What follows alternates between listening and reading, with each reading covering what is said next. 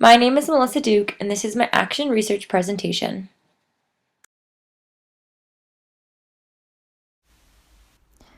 As both a student and pre-service teacher, all my experience has shown me the importance respect plays in the classroom environment. I truly believe that respect should be integrated into everything we teach. Promoting classroom rules and expectations rooted in respecting one another creates positive change amongst our students. Students begin to show more compassion and understanding of the differences between each of us when respect is present. Creating a classroom where the core values of respect, compassion, and kindness all dominantly coexist is something I strive for in my education, in my future as a teacher. I truly believe that successful and productive behavior in the classroom becomes possible when we model this desired behavior ourselves.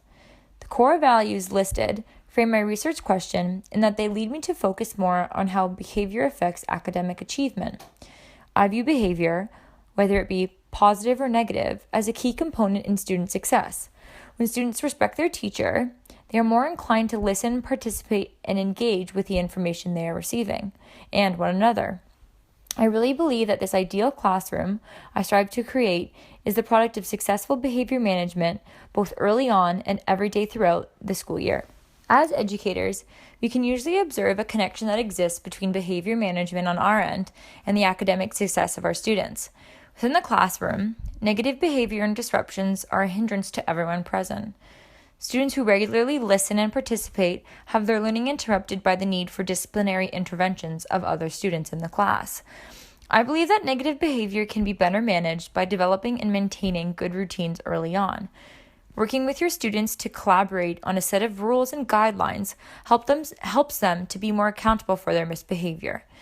Building a classroom code of conduct based on respect helps pave the way for a mutual understanding between teacher and student. As teachers, we should never take for granted the gift of self-reflection. We should always be reflecting on our teaching strategies to really decide what we are doing is successful or not. I personally am always open to learning new things because we all have room to grow. A big part of creating this research question is that I'm open to discovering and adapting my behavior management strategies and techniques to be more successful in the future.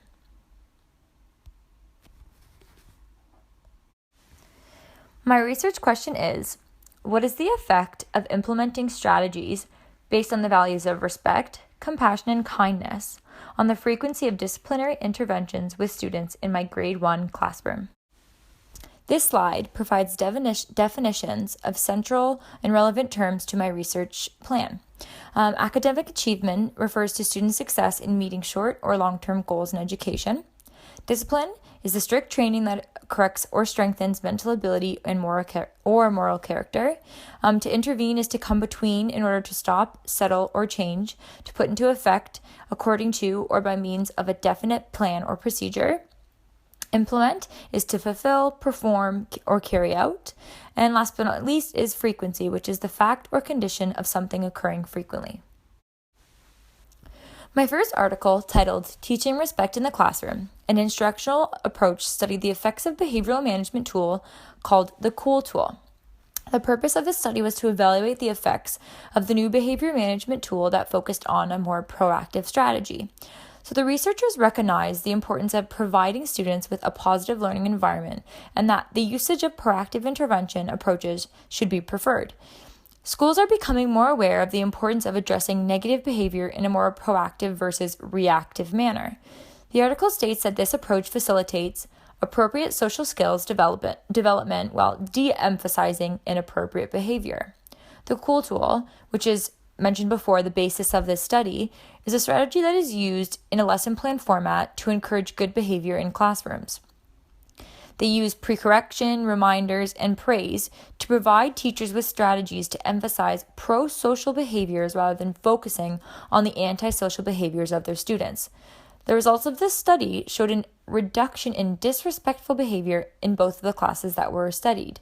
Results also showed that when teachers responded to disrespectful behaviors in a more proactive way, their students focused more on responding back to them in a respectful and appropriate way. My second literary source, Positive Discipline with Students Who Need It Most, Lesson Learned in an Alternative Approach, focuses on the lasting impact positive discipline has on student success. 2 educators recognized the need for new strategies and created a program called SAL after working with particular students who were in need of serious change.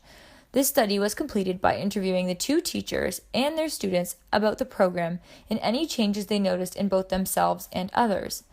The authors describe positive discipline and its necessity in creating school connectedness. They go on to explain that success as teachers in terms of classroom management comes from the positive relationships that we create with our students. The article really focuses on the ways in which educators can help their students become more successful earlier on. One example was to prepare the room to minimize possible disruptions and to create routines that are consistent and flow from one lesson to the next. When disruptions do happen, as we know that they do, successful teachers look past the bad behavior and use their relationship with students to get to the root of the problem. This article provided a lot of insight for me into how important our relationship with students really is. As educators, we have a responsibility to know our students and what makes them tick. It means understanding that acting out and causing disruptions might be caused by a need for attention or to avoid something else. I found that with my own students, just as this article mentions, instilling a sense of empathy in kids created a big difference. This article has shown me that the answer to curbing bad behavior can start with simply talking to our students about how they are feeling. Talking in the sense that we're teaching them to better self-monitor their impulses, to act out and disrupt each other, and rather to think about what they're doing before they act. Teaching self-regulation is something that should start at the beginning of the school year and continue throughout the year. Taking the time to work together to create class rules and guidelines early on is essential to fostering a classroom that is successful in both academic achievement and behavior. The third article I used, titled One to Grow On, Rising to the Challenge of Challenging Behavior, states that deciding what our responses will be to our students' behaviors reduces or increases the occurrence of those behaviors. So throughout the article, the author provides valuable insights for educators on how to deal with challenging students. I really enjoyed this particular article because I felt as though each suggestion was possible for teachers to incorporate into their programs. The author stresses that respect is shown for all students, which I believe is the basis of a successful classroom, as I've mentioned before. The author goes on to explain that getting to the root of student behaviors and their triggers is helpful to catering our own reactions to those behaviors that we might normally dislike. So the responses of a teacher can make a difference between getting a child getting very upset and disrupting the classroom, or perhaps calming down and explaining their feelings. The fourth article I examined, titled Strategies for Effective Classroom Management in the Secondary Setting, proved to be a valuable resource for my literature review. Although my research question was aimed at a younger grade of grade 1, the author provided insight that rang true to my research question that I was investigating. As a pre-service teacher, it can sometimes feel that we receive little training that prepares us for the wide range of behaviors we will experience in the future. In my most recent placement, there were many times I felt helpless because I had never been told to prepare myself for what seemed like the worst. Luckily, I had an amazing associate teacher who was experienced and really knew her students. The author states that the effective teachers take a lot of time to carefully plan and spend a good amount of time developing routines. He states that preparing for unpredictable events is also very important. Classroom management such as seating plans, displays, and instruction, although it seems so simple, really have a strong impact on the daily workings of our classrooms. The article states that teachers need to always make their expectations clear to their students so that you give them a chance to succeed. Creating a code of conduct that involves classroom routines such as attendance, interruptions, and independent work, or even leaving the classroom, will be helpful to keep everyone on the same page. If students are given clear expectations of how to behave on a daily basis, they become more accountable for their own behavior. Having this code of conduct also makes students responsible for their own negative behavior. This particular article is better suited for older students, but in my classroom experiences, I feel as though creating a code of conduct would have made students more aware of the rules. Creating a set of standards that students need to follow and placing it in the classroom for them to see helps them to be aware of what is always expected of them. The article also touches upon communication and that teachers need to be careful of the language that they use. So respectful and kind communication whether it be verbal or nonverbal, are sometimes something that create a better relationship between you and your students in the class. Perhaps for future research, this same research that is done here could be done but with younger grades. I believe it would be interesting to see if the results are the same. My final article, titled Creating a Culture of Peace in the Elementary Classroom, used a concept of a peaceful classroom as a behavior management tool. There have been countless times throughout my student-teacher experiences where I felt as though my students lacked empathy, compassion, and the skills required to self-regulate their own behaviors. After reading this article, I began to wonder how much of an impact introducing peace education would have had on my students in the past. The author talks about how important it is to have a peaceful place in the class where students can visit when they are feeling upset. The article also addresses the need for educating our students about how to identify their emotions and how to better talk and act them out when they feel a certain way. So many children lash out physically or verbally because they are confused about their feelings and are unable to express themselves. Creating a peaceful environment helps students to feel safer when they're at school. Fostering community awareness in the classroom also helps students become empowered members of not only the class, but the larger school community.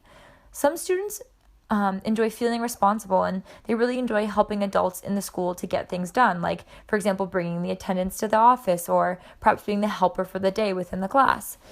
Finally, the article mentions educating our students about conflict resolution and that violent approaches to problem solving should never be our option. A lot of young students, especially in K-3, have difficulty expressing their frustrations with other students and tend to get physical. Teachers can help their students with conflict management by teaching them first to calm down, talk about it, and then try to solve their problems after. A common strategy is teaching kids to stop, count to 10, and see how they feel afterwards. Having students work together to solve mutual problems builds respect and compassion amongst peers. Lastly, the article makes an important point when it states, when they, speaking of students, feel valued in the classroom communities, they are empowered to live as whole individuals with the skills to create positive social change.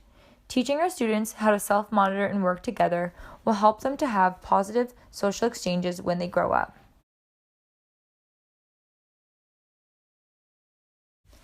My first data source is unstructured student observations, which provides evidence of day-to-day changes in behavior and interactions between students and others who enter the classroom.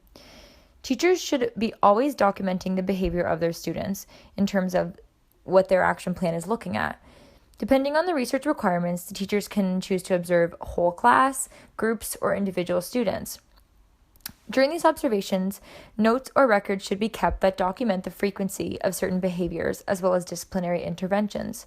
This type of observation is very flexible in that it allows researchers to examine and take note of problem-solving strategies, on and off-task behavior, as well as performance of certain skills. Unfortunately, however, this type of unstructured observation can make it challenging for the teacher to observe all important aspects of a situation that unfolds.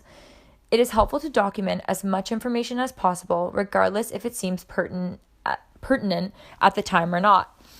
Sometimes it can be difficult during observations to remain objective and not let our assumptions or hopes cloud our judgment of what we are seeing. It's important to refrain from engaging in any behaviors because it will help us to remain objective as researchers.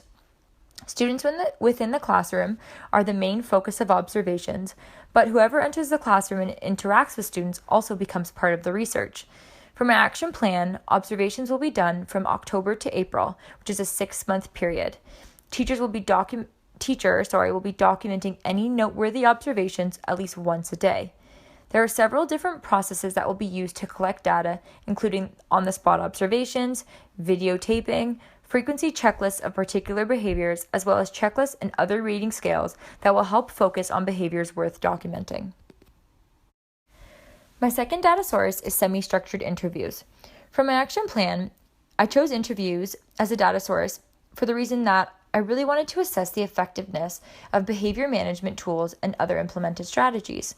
Teachers, in terms of incorporating interviews, would create a predetermined list of questions that are more openly up for adaptation. This is where semi-structured interviews are a little bit different than fully structured in that the teacher is more open to adapting their questions during the interview process. So when you're creating the questions, the research problem and the question should be closely correlated to the answers you're hoping to get and the questions that you're creating. So the interviewer has freedom in semi-structured interviews to revise the questions during the actual interview as they see fit. So this type of interview is similar to teacher-student conferences and how it's conducted. Students should feel comfortable to converse with the teacher. The teacher researcher should pay close attention to nonverbal cues as well as the verbal inflections. It might be beneficial to make an audio recording of these interviews for later review. To conduct effective interviews, teachers should begin with less threatening or intense questions so that the child becomes more comfortable to open up and share. During an interview, it can be hard to pick up on every cue, so recording is actually very helpful. Although recording interviews is helpful for many different reasons, it also poses some challenges and difficulties because it can be hard to pick up on verbal inflections and nonverbal cues when listening to this recording later on. So only students within the grade 1 classroom are participating in these particular interviews. So these interviews that I would conduct would occur over a 6-month period, similar to observations from October to April, and would be completed every other week, preferably on Wednesdays. The last data source I chose to use was surveys. Surveys allow teacher researchers to access thoughts and opinions about the research topic that are being investigated. They provide opportunities to uncover student ideas, reactions, and perspectives. The surveys I implement are targeted at determining student feelings regarding the presence of the core values and the frequency of discipline interventions in the classroom. Some might see this type of data collection as less effective as it is not completed in a face-to-face manner, and it's really difficult to observe student thinking and reasoning. However, it does have many advantages when done thoughtfully and with consideration of the research question. It's convenient for large sample sizes like a classroom. Open response surveys, which is what I'll be doing, means that participants provide answers to specific questions about the research topic. It's suggested that conducting a pilot test of the survey ensures reliability and validity. However, for the purposes of my research action plan, the surveys will be completed once at the beginning of the research cycle and once again at the end. Surveys can be a powerful data collecting tool when they are used in combination with other measures such as observations, which I actually am using. If surveys are used as the sole data source, it doesn't yield results as in-depth because you're unable as a researcher to ask more questions. Especially with younger students, they may not always want to write down everything that pops into their head or provide detailed answers, which unfortunately leaves you with not all the information that you should have. With open response surveys, the efficiency of scoring is also decreased because the researcher must interpret each answer. This calls into question researcher bias that might decrease the validity of the research. With each of the data sources that I've selected, it's important to remain objective. Although at times it can be challenging as a teacher to not engage in a particular situation, stepping back and letting things occur naturally will give our results better validity. Both the surveys and interviews are developed with the research question in mind, which means that they will analyze student feelings, thinking, and ideas regarding the core values in the research action question. Due to careful consideration in the development of the interview and survey questions, the data sources will closely measure what is intended, which increases the validity of the data that's collected. Unfortunately, it is challenging to ensure validity of the data collected, though, because it represents such a small sample. For the purpose of my action research, I am looking at one particular classroom, which means that the repeatability of my findings cannot.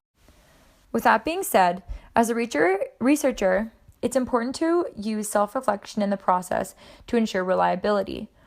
Always be somewhat critical of the accuracy of your findings, and questioning if something is realistic is always a good strategy to ensure reliability of a sample that is small. Triangulation of data sources is a helpful tool as well for establishing validity and reliability. Triangulation requires that we think critically regarding how effective our choices of data sources truly are. For my particular research question, I truly believe that utilizing observations, surveys, and interviews together are the most realistic to investigate this particular question. These 3 data collection methods in regards to my research will result in a high validity. Students within the classroom will be the main focus group for this study. Other teachers, students, and visitors who enter the room will also be participating, as they will definitely interact with students in the classroom on a day-to-day basis. The research cycle of data collection will be a 6-month period from October to April. Observations will occur once a day, 3 times a day. It's important to take note of what time of day each observation was made. It might be easy to create a booklet or some kind of frequency observation checklist that allows the teacher to make note of certain behaviors that occur, as well as how often disciplinary interventions are required. Open-ended surveys will take place at both the beginning and the end of the research cycle. So the beginning will be October and the end is April. The beginning survey acts as somewhat of a baseline to determine student views, ideas, and feelings, and the end survey will help to determine if there is any changes by the end of the cycle.